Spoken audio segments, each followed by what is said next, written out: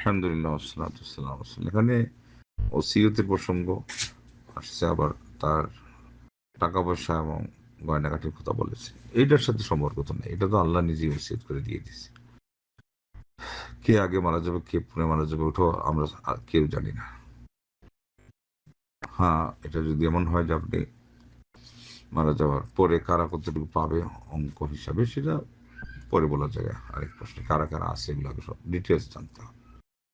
ওসিয়ত হলো তাদেরকে বলতে হবে আল্লাহর ভয় অন্তরে রেখে চলা, হালালভাবে চলা, সালাত যত্ন নেওয়া, সালাতের যত্ন এমনভাবে নিতে হবে যে আউয়াল ওয়াক্তে হয়, পুরুষ মানুষের হলো জামাত সহকারে হয়, পর্দা ঠিক রাখার সময় ওয়েস্টে না করা, টাকা পয়সা এগুলো আল্লাহর দেওয়া নিয়ামত, এগুলোকে আমানত হিসাবে রাখা, ব্যবহার করা, সৎ পথে ইনকাম করা, আল্লাহর সন্তুষ্টির পথে ব্যয় করা।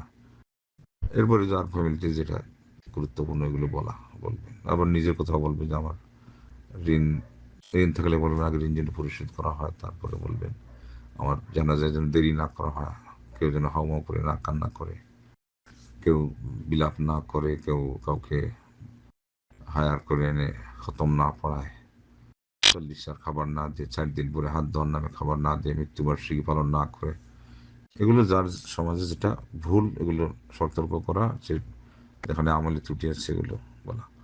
আর ওসিয়তের একটা সিম্পল আছে, এটা নেটওয়ার্ক হবে না, সেই হিসাবে এখান থেকে একটা ধারণা নেওয়া যায়।